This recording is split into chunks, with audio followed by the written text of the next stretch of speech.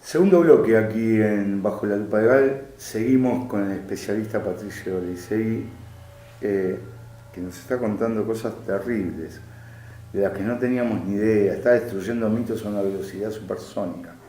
Y creo que va a seguir destruyendo mitos. Pero que sirva, al menos, para poder enterarnos en qué posición estamos los argentinos respecto a nuestra economía, a nuestra alimentación y a nuestro envenenamiento. No lo mostré porque me olvidé, pero este es el libro de Patricio, que está en una reedición, ¿verdad? Sí, va a ser reeditado. Va a estar siendo reeditado en poco tiempo más. Se llama Envenenados. Una bomba química nos extermina en silencio. Fuerte el título.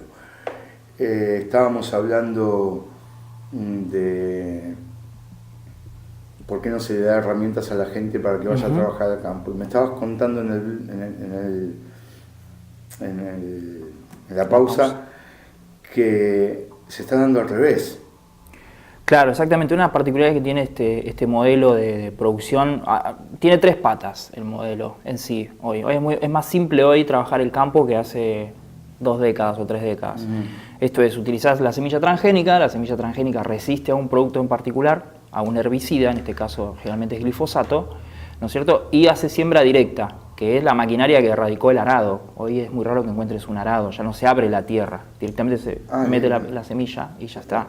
Exactamente, hay toda una explicación agronómica que se usa. Después tenemos unas inundaciones bárbaras que, bueno, tienen que ver un poco con esto, con el modo en que se trabaja la tierra.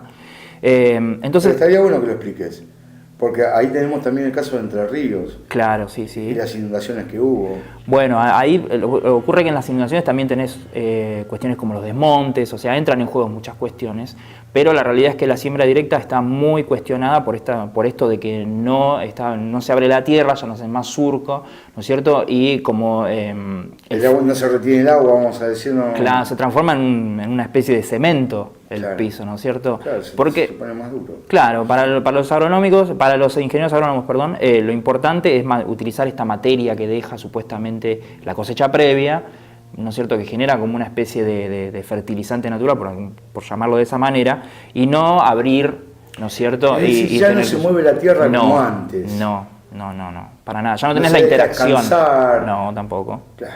No, eso es práctica intensiva, ¿no es cierto?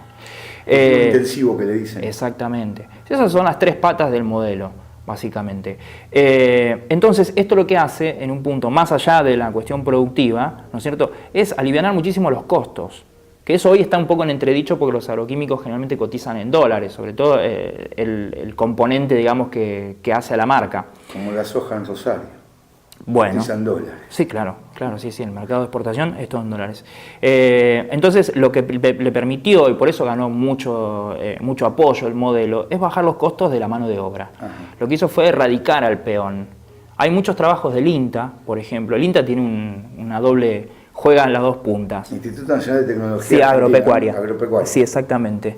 El INTA, por un lado, es un ferviente alentador de la producción de soja, pero por otro lado tiene un área que se ocupa de tratar cada tanto de demostrar que la soja no es tan buena.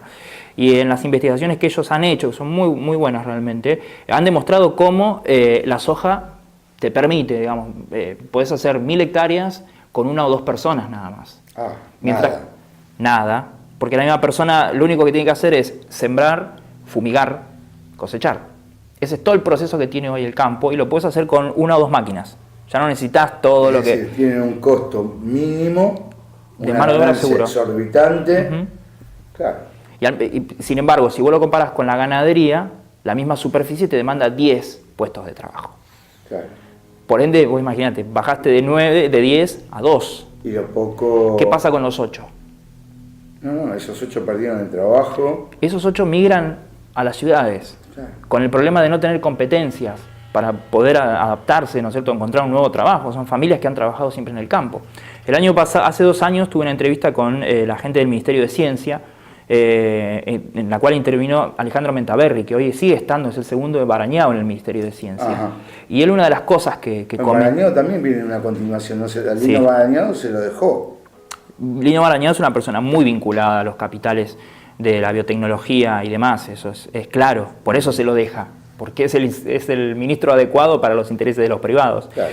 Alejandro Mentaverri, también viene del sector privado, y él comentaba, nos éramos en una reunión, yo estaba con periodistas franceses, que el problema para ellos era qué iban a hacer con las 300.000 personas que iban a quedar fuera del sistema productivo agrícola en los próximos años. O sea, ellos ya tienen medido, a nivel gobierno, que mucha gente se va a seguir quedando sin trabajo por este modelo de producción y que esa gente hay que llevarla a la ciudad y cómo la reinsertamos. Esa es la pregunta, no es devolverlos.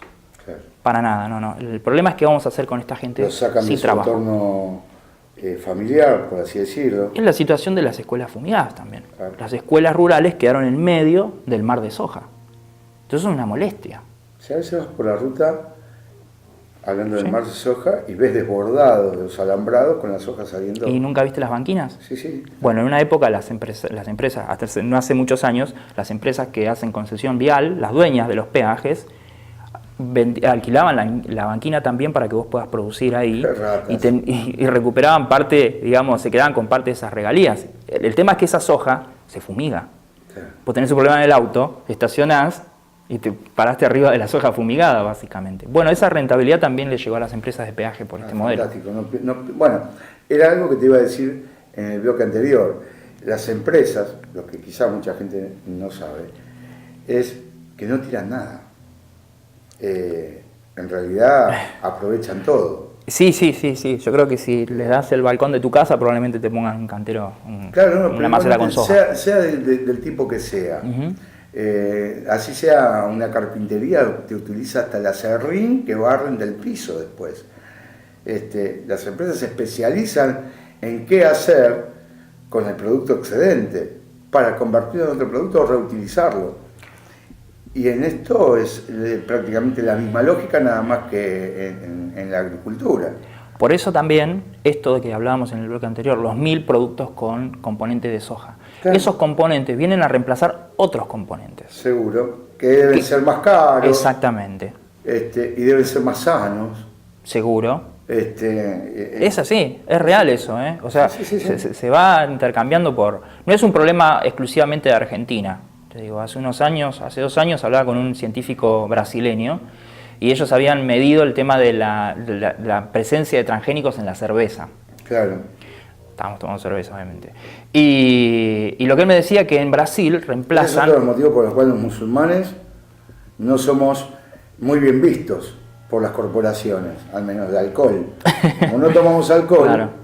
Es un Bueno, mercado importantísimo que se Bueno, pierde. en este caso mejor para la salud, Claro. porque lo que él había medido en la Universidad de Florianópolis era que el 70% de las marcas de cerveza del mercado brasileño tenían componente de arroz transgénico, porque comenzaron a reemplazar algunas tipo malta, algunos de los componentes de la cerveza La cebada. tradicional. Claro, que es muy simple la fórmula de la cerveza. Bueno, la reemplazaron por la cáscara del arroz, que es el descarte del Sí. arroz.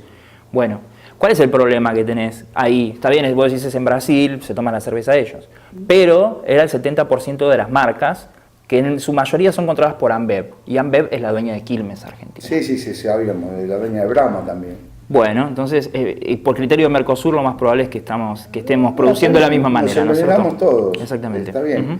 Ujú. ¿Argentina es el país que más consume glifosato en el mundo? Hay una visión que dice que sí, por cantidad de habitante podría ser.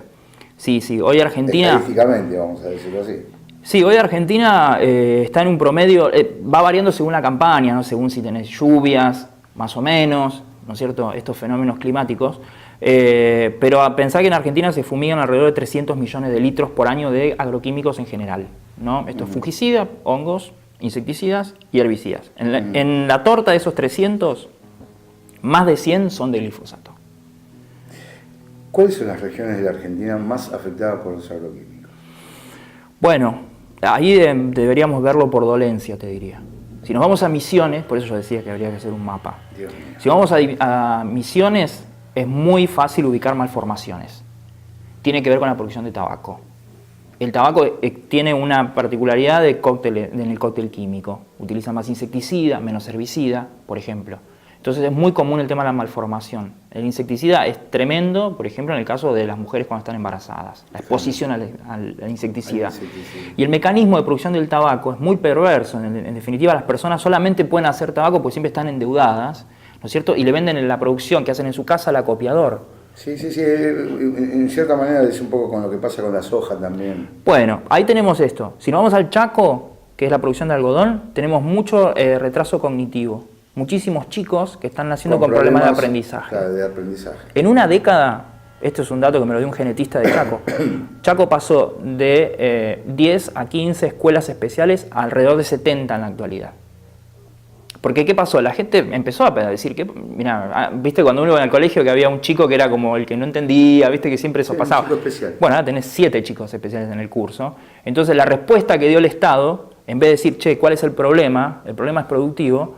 No, el problema es, la resolución fue, vamos a construir más escuelas. Estamos atendiendo el problema, estamos haciendo más escuelas. Si vos te venís a la zona pampeana, ¿no? Santa Fe, Entre Ríos, Buenos Aires, Córdoba, ahí ya tenés el cáncer. Y ahí tenés el glifosato. Claro, y yo me arriesgo, a pesar de mi ignorancia, a